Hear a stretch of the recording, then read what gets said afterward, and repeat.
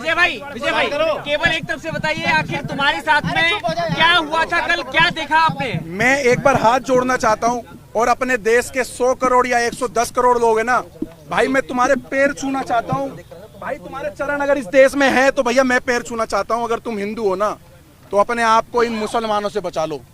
ये सब एक हैं, मैं खुल के बोल रहा हूं, ये सब मुसलमान एक हैं। कोई मुसलमान बोले कि मैं ये हूं, मैं वो हूं, मैं इंसानियत नहीं। मेरे बच्चे को मौत के घाट उतार देते, मेरी गाड़ी रोकी गई, मेरी गाड़ी रोकी गई। 50-100 कम से कम मुसलमानों ने मेरी गाड़ी पे चुपड़ गए, पथराव करा, ब्लैंक गोलियां चला रहे हैं कट्टों से। हमने देखा जब कश्मीर फाइल मूवी देखी थी ना हमने, तो हमारा खून ना खोल गया था हमारा उस टाइम। लेकिन जब हमारे ऊपर भी थी ना, तो मुझे पता है मैंने नन्हे से 1.5 साल के बच्चे को कैसे बचाया है।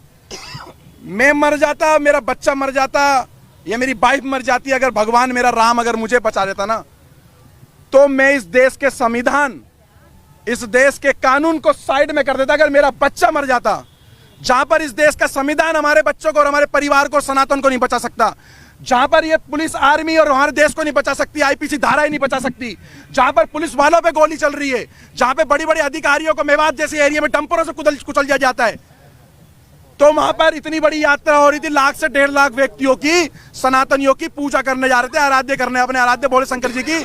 तो वहां पर आर्मी कहां गई, आपकी पुलिस प्रोटेक्शन कहां गई?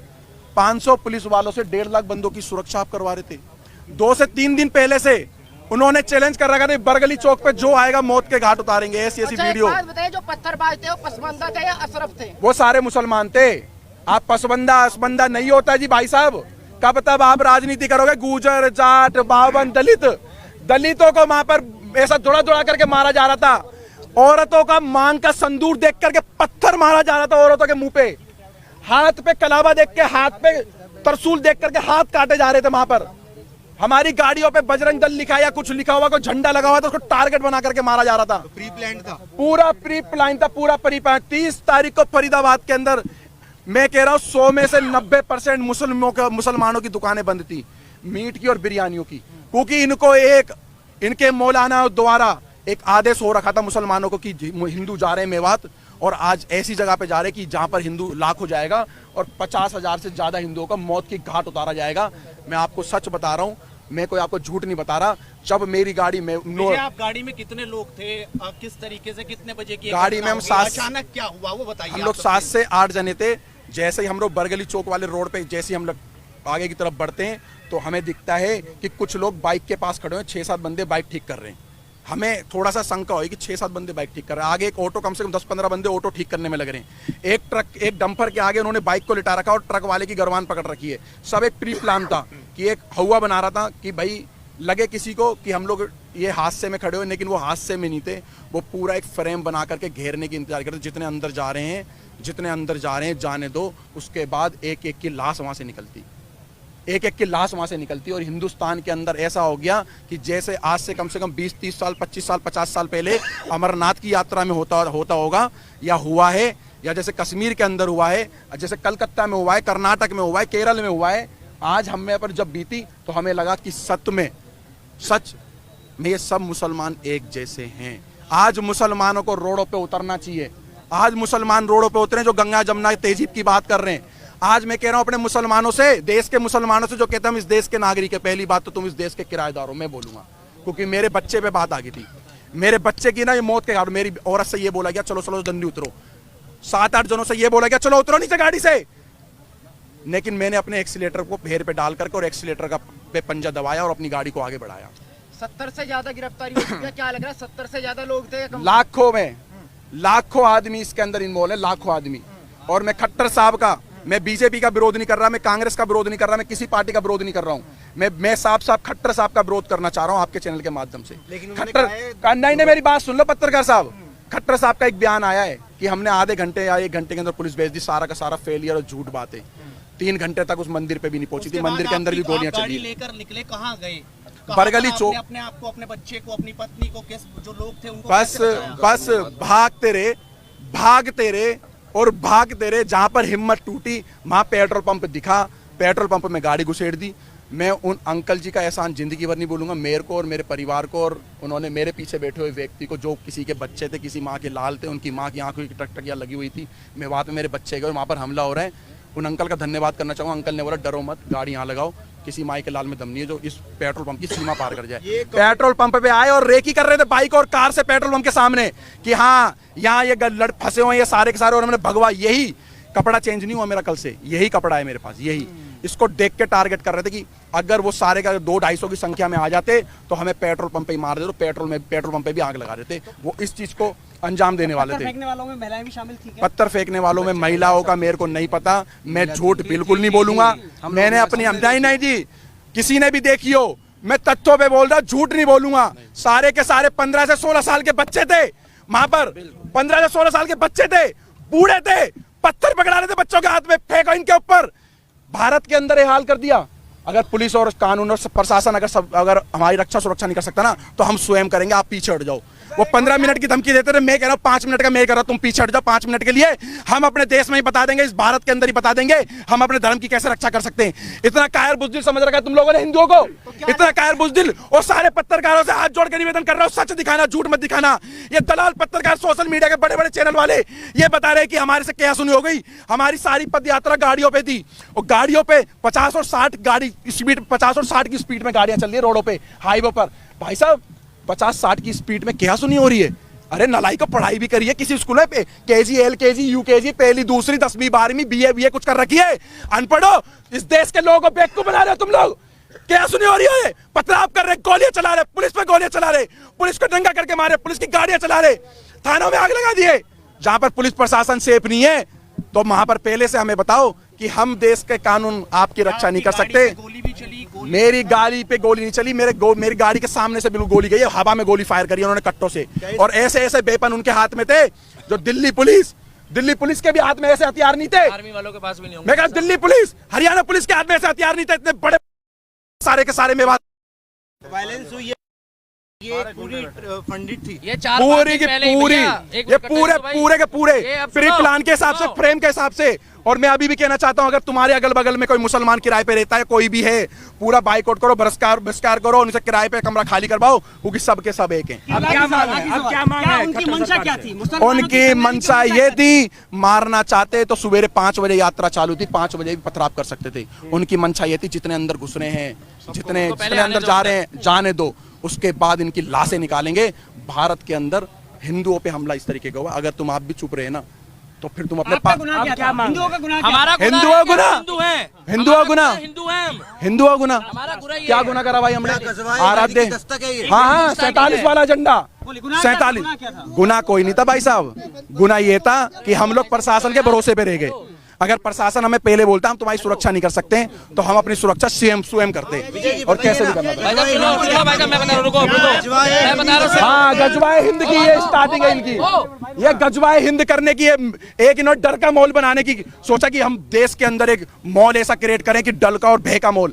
कोई भी मुसलमान से डरने की जरूरत नहीं है। मैं विजय हिंदू ऐलान कर रहा हूँ, किसी भी मुसलमान से इस भारत के अंदर डरने की जरूरत नहीं है। किसी भी मुसलमान से, आपके बगल में 100 मुसलमान रहते हो, लाख मुसलमान रहते हो, डट के ही लड़ना है।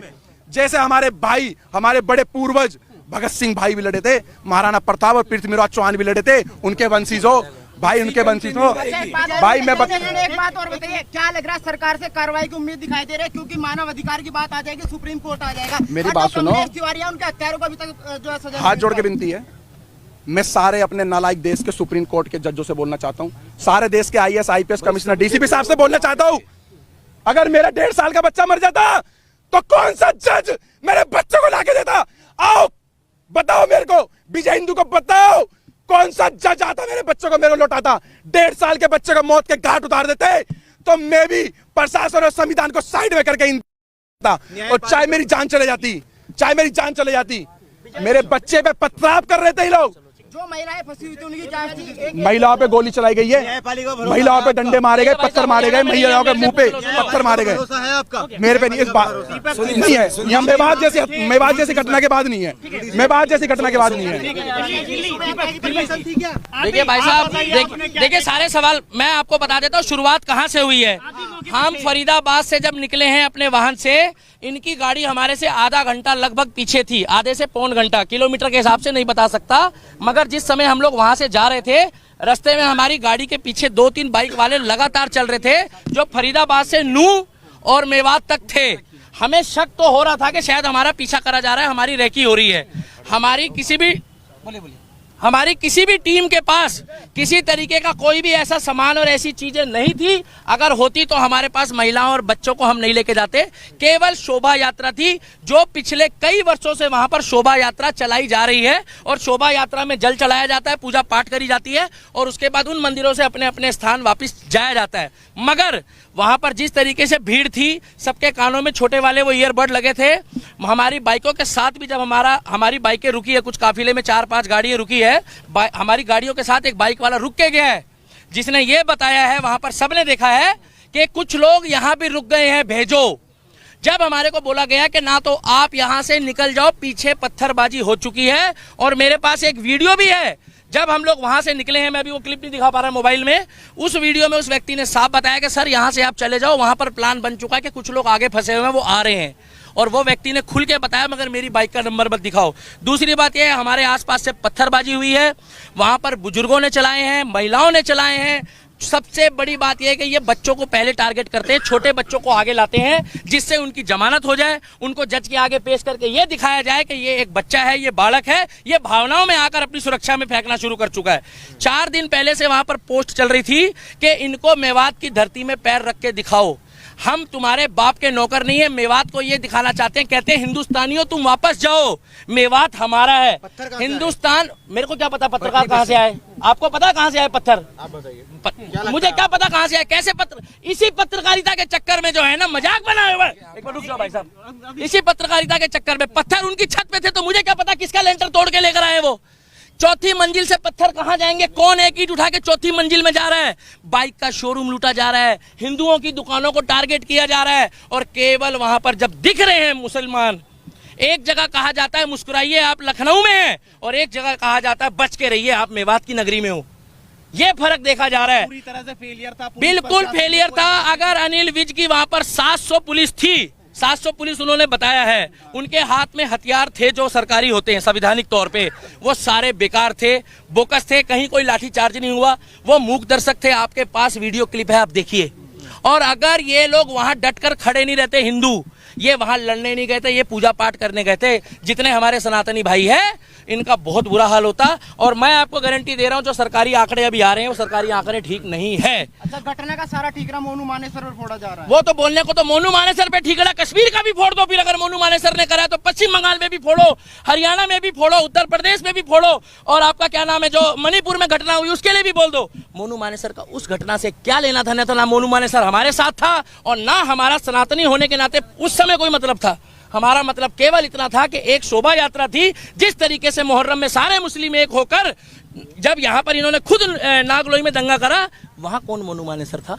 वहां कौन सी आरएसएस की साजिश थी? वहां किसने बोला कि मोनू मानेसर का नाम लिया गया? अरे वो तो आपस में ही भिड़ गए। और भाई साहब, कलाम की सोच वाले हिंदुस्तान में मुस्लिम घट गए हैं, कसाब की सोच वाले बढ़ गए हैं। लिख के ले लो, 2024 में अगर मैं अभी भी कह रहा हूं कि बीजेपी को वोट मत दो, केवल उस व्यक्ति को वोट दो जो हमारे धर्म के लिए, क्या कर रहे हो भाई, जो हमारे धर्म के लिए बात करे, जो हमारे धर्म के लिए बात करे, जो सनातन धर्म के लिए बात करे। आज उत्तर प्रदेश में हिंदू की बेटी हो, मुसलमान की हो, सिख की हो, ईसाई की हो, 3 दिन पहले मुझे खुशी हुई कि अगर वहां पर कांवड़ यात्रा के दौरान भी कांवड़ियों ने कुछ उपद्रव मचाया तो योगी मॉडल ने वहां पर उनके ऊपर भी कार्रवाई करी है। विकास दुबे कौन जाति का था?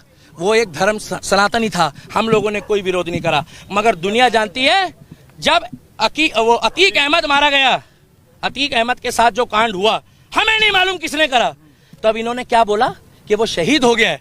तब इन्होंने क्या बोला कि भैया वो हमारा बंदा था। इन्होंने तुरंत सपोर्ट करी। और मैं अब भी कहता हूं, अगर जुनैद के जो भी हत्यारे हैं, जुनैद और नासीन के जो भी हत्यारे हैं, उनको फांसी हो, चाहे वो हिंदू हो, मुस्लिम हो, सिख हो, ईसाई हो, क्योंकि ये खुद बोलते हैं अपराधी का कोई धर्म नहीं होता। तो हम भी कह रहे हैं अपराधी का कोई धर्म नहीं होता। अगर वो राजस्थान पुलिस ने मोनू मानेसर को क्लीन चिट दे दी, तो मोनू मानेसर की जो क्लीन चिट देने वाली सरकार है वो तो राजस्थान की कांग्रेस की है। हमारी मांग एक ही है, 2024 में मुझे नहीं लगता कि बीजेपी की सरकार वहां पर खट्टर सरकार आएगी।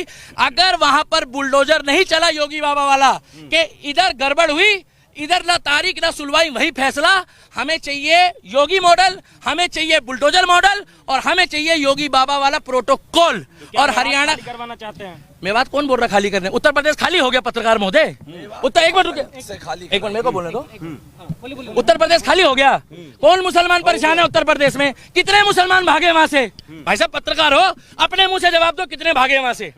एक भी मुस्लिम नहीं भागा है, कमा के खा रहा है। मगर फर्क इतना है कि यहाँ वाले पत्थर चला रहे हैं और वहाँ वाले डर के मारे फूल चला रहे हैं। लोग तो कहते हैं भारत का मुसलमान डरा हुआ है, इतना डरा हुआ है मुसलमान। हाँ, डॉक्टर बन रहे हैं, इंजीनियर बन रहे हैं, आईपीएस बन रहे हैं, पुलिस वाले बन रहे हैं, सीआरपीएफ में जा रहे हैं, आर्मी में जा रहे हैं, और इतने डरे हुए हैं कि करते करते में 30% आबादी हो गई। बच्चे पैदा भी डर डर के कर रहे हैं क्या ये लोग? क्या डर के खौफ में बच्चे पैदा होते हैं? कैसे पुलिस तो वहां थी। अरे कैसी बातें कर रहे हो? पुलिस तो हमारे सामने थी। ये पूछो कि और बल कब आया है? और बल जब आया है जब वो वहां पर पूरा माहौल खराब हो चुका था, जब वहां पर लोग मारे गए। वहां पर एक मिनट लास्ट बात बोलना चाहूंगा।